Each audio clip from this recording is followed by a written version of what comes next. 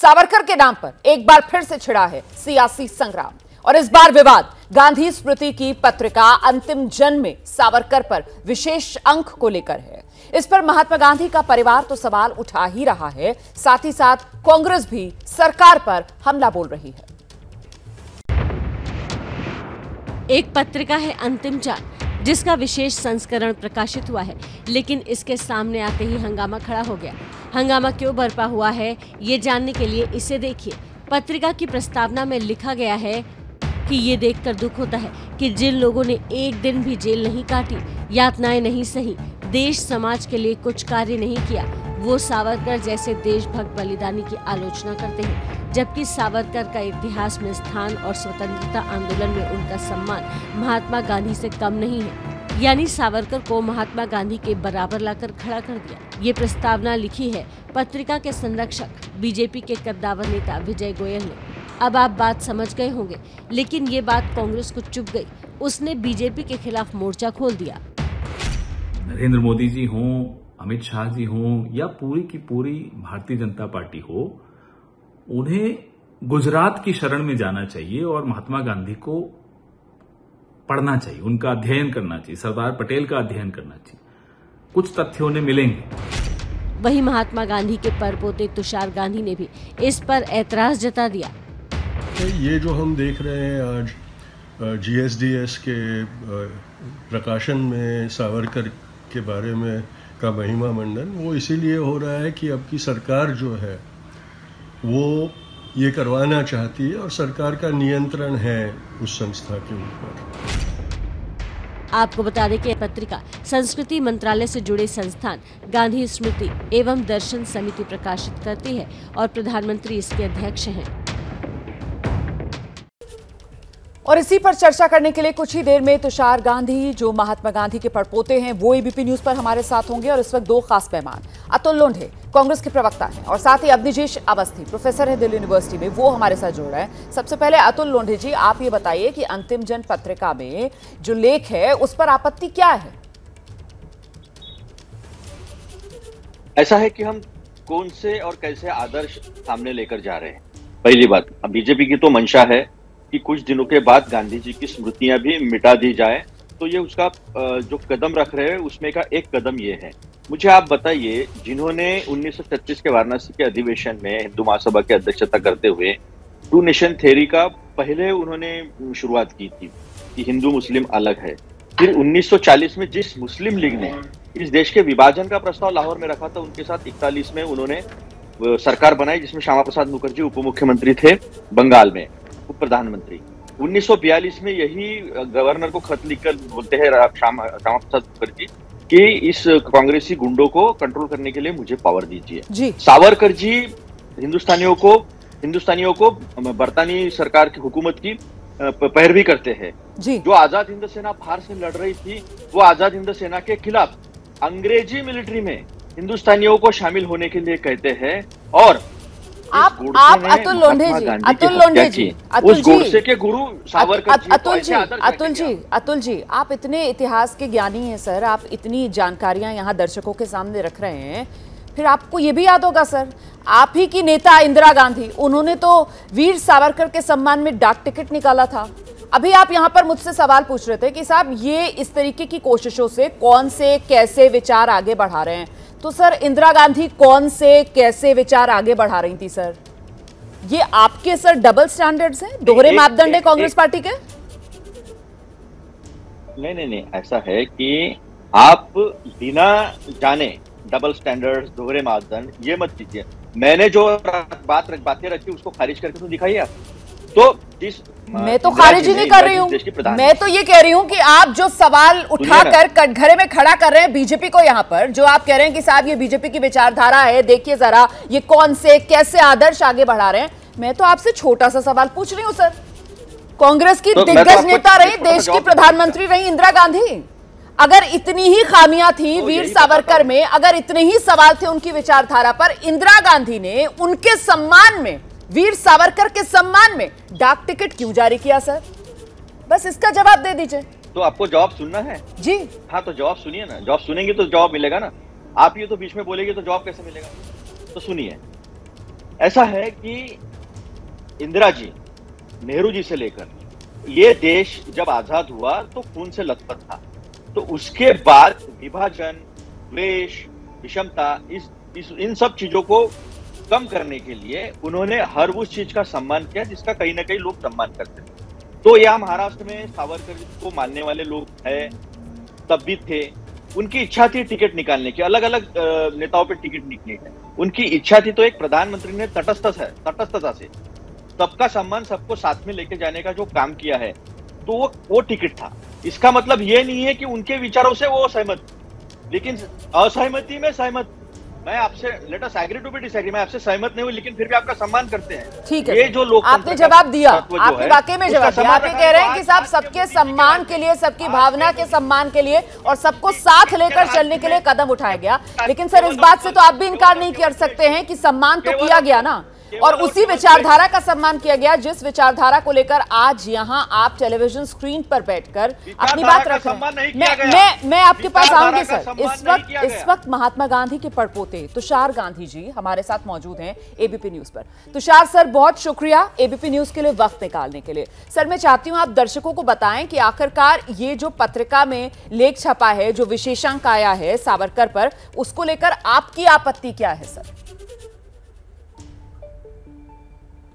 आपत्ति सिर्फ इस बात की है कि जो संस्था बापू के खून का स्मारक बनी, उसी संस्था की पत्रिका में बापू के खून में जो एक दोषी पाए गए थे, जिनके ऊपर आरोप लगा था खून की साजिश में शामिल होने का, वैसे व्यक्ति का महिमा मंडन करने के लिए सरकार को और कोई औजार नहीं मिला, वही स्मारक की पत्रिका इस्तेमाल करनी पड़ी।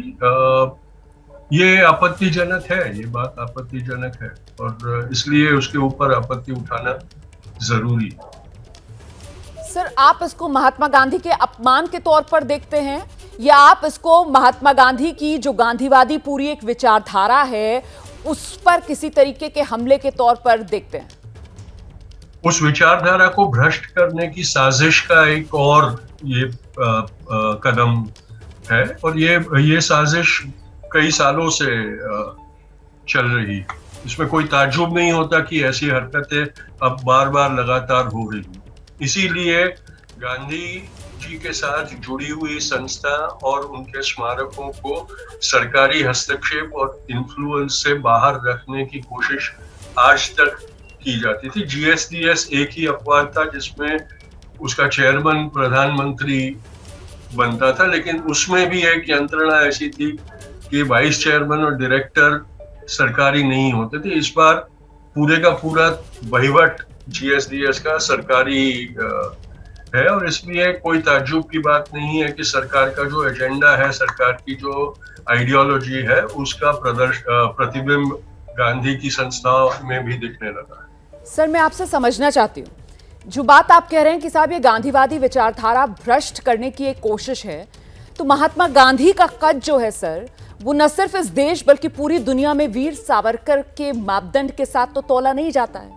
तो फिर ऐसे में अगर सावरकर की बात की जाती है तो उससे गांधीवादी विचारधारा भ्रष्ट कैसे हो जाती है? सावरकर की बात जरूर करें, सावरकर की बात करें। जो सावरकर के भक्त है उनको ये अधिकार और हक है कि वो सावरकर का महिमा मंडन करें, लेकिन उनकी भक्ति में कुछ खोट लगती है, क्योंकि उनको बापू की बैसाखी का इस्तेमाल करने की जरूरत बार बार पड़ती है। तो वो उन्होंने अपना एक आत्मचिंतन करके सोचना चाहिए कि वो सावरकर को इंडिपेंडेंटली बाहर क्यों नहीं दर्शा सकते, क्यों हमेशा उनको गांधी की बैसाखी की जरूरत पड़ने लगती है। ये बात सोचने लायक है और ये प्रश्न पूछा जाना चाहिए। पर सर, सावरकर को लेकर जिस तरीके से बार बार सियासत होती है, उसमें आप खुद को कहां खड़ा पाते हैं? क्योंकि सावरकर को लेकर तो कांग्रेस के जमाने में भी इंदिरा गांधी ने भी उनके सम्मान में डाक टिकट जारी किया था। तो ऐसे में ये फिर सियासी संग्राम क्यों? क्योंकि हर बार जब भी इस तरीके की बात होती है तो उस पर सियासत तेज हो जाती है, कांग्रेस वर्सेस बीजेपी का मामला बन जाता है। तब भी निषेध किया गया था, तब ट्विटर नहीं था और ये 24/7 चिल्लम चिल्ली वाले डिबेट टीवी पे नहीं होते थे, इसलिए आपको लगता है कि तब वो सब ने एक्सेप्ट कर लिया था, तब भी उसका विरोध हुआ। तो इससे किस तरीके का खतरा आपको लगता है? खतरे के इसका सवाल नहीं है, बापू को किसी चीज का खतरा नहीं हो सकता, और हम बहुत तुच्छ लोग हैं बापू का को बचाने संभालने के लिए। वो अपने आप में जीवित रहता है। इसमें मुल्क की विचारधारा को एक नई दिशा में ले जाने का जो प्रयत्न है उसका खतरा है। और किस दिशा में आपको लगता है कि देश की विचारधारा प्राप्त करवाने का खतरा है, और इसलिए इसका निषेध होना चाहिए। सर दोबारा से, मैं आपकी बात नहीं समझ पाई हूं, मैं समझना चाहती हूं कि आपको क्या लग रहा है। हिंसा की राजनीति को आप समझना चाहती है तो थोड़ा शांति रखिए तो मेरी बात सुन पाएंगे आप जी। हिंसा की राजनीति को बढ़ावा देने का ये जो एक कोशिश है, घृणा की राजनीति, खून, अपने प्रतिद्वंदी का खून कर देना अगर उसके विचार के साथ सहमति न हो, ये जो एक पूरी विचारधारा है, उस विचारधारा को मान्यता देने की जो एक कोशिश और साजिश की जा रही है, उसका खतरा हमारे मुल्क को है, इसलिए उसका विरोध करना बहुत जरूरी। ठीक है तुषार सर, एक पक्ष ऐसा भी है जो ये कहता रहा कि साहब सावरकर को अगर आपको समझना है तो फिर सावरकर के जीवन के दो पहलू रहे हैं। एक पहलू वो रहा है जो आजादी के आंदोलन में उनका शामिल होना, क्या वो पक्ष भी सावरकर का आपको कबूल नहीं है सर? हमने देखा किस तरीके से खुद देश के प्रधानमंत्री नरेंद्र मोदी ने भी इस बात का जिक्र किया कि कैसे अपनी हथकड़ियों से अभंग बजाकर वो काला पानी की सजा जब काट रहे थे सावरकर, तब वहां पर भी वो आजादी के लिए अलख जगाने की कोशिश करते थे। आपको सावरकर का वो पक्ष, वो पहलू भी मंजूर नहीं? पहलू के कोई दृष्टांत मुझे तो नहीं मिले आज तक। ये सारी बातें या तो सावरकर ने खुद ने अपनी प्रशंसा में लिखे हुए साबित हुए हैं, या इसके कोई प्रमाण नहीं है। उनको स्वतंत्र वीर कहलाने वाले, देखिए मैं हमेशा ये कहता हूँ, सावरकर के दो आइडेंटिटीज थी। एक था काला पानी के पहले, और उसका सम्मान हम करते हैं, जो क्रांतिकारी विचार के सावरकर थे उसका सम्मान हम करते हैं। काला पानी में वो पहलू लुप्त हो गया, और एक अंग्रेजों के साथ के शरण जाने वाले व्यक्तित्व का जन्म काला पानी के बाद हुआ, और हम उसका विरोध करते हैं क्योंकि उनका महिमा मंडन करने पर आप क्रांतिकारियों और स्वतंत्रता सेनानियों ने, जिन्होंने अपनी जिंदगी कुर्बान कर दी इस मुल्क के ऊपर, उन सबका आप अपमान करते हैं। और जिस आदमी ने काला पानी से बचने के लिए अंग्रेजों की शरणागत दी, उनकी माफी मांगी, और उसके बाद रिहाई के बाद का पूरा जीवन अंग्रेजों के पेंशन पे जीता रहा, उसका महिमा मंडन हो तो वो बाकी के सारे स्वतंत्रता सेनानियों का अपमान है, और इसलिए उसका विरोध होना चाहिए। ये दो पहलुओं को मैं तो हमेशा मानता हूँ। ठीक है सर, तो समअप करने के लिए चलते चलते आप ये कहना चाह रहे हैं कि साहब वीर सावरकर की जिनको तारीफ करनी है वो तारीफ करें, लेकिन महात्मा गांधी से उनकी तुलना ना करें, यही बात आप रखना चाह रहे हैं? दामोदर सावरकर जी, यही रखना चाह रहे हैं आप?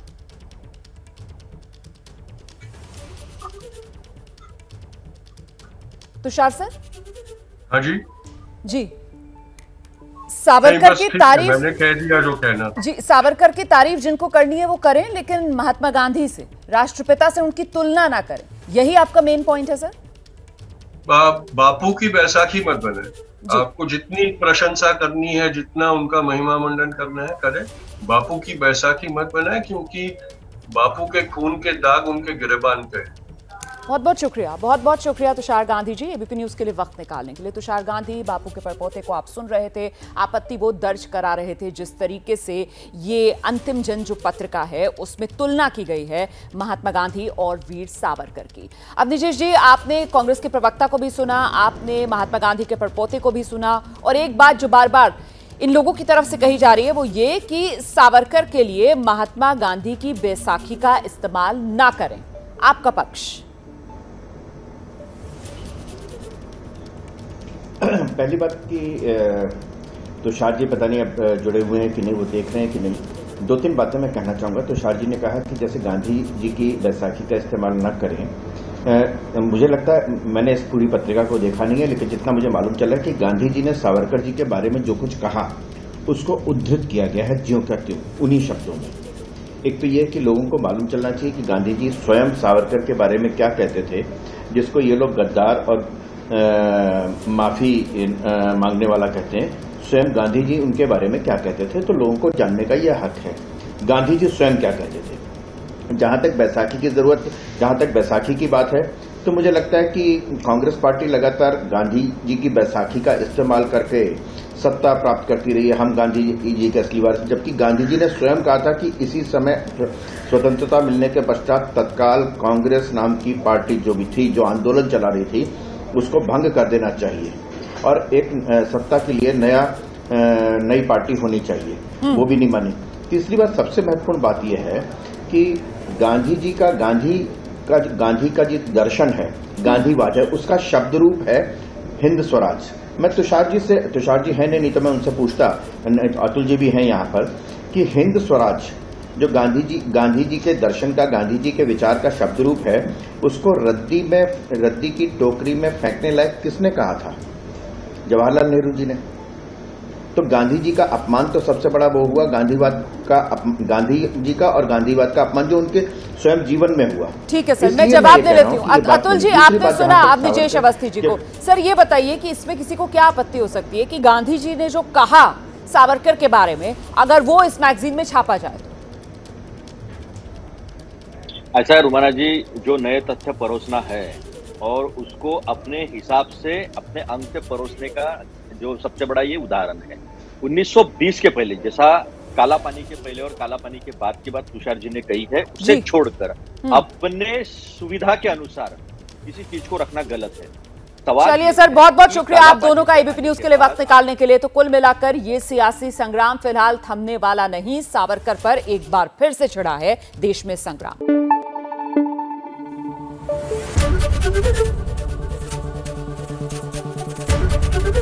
एबीपी न्यूज आपको रखे आगे।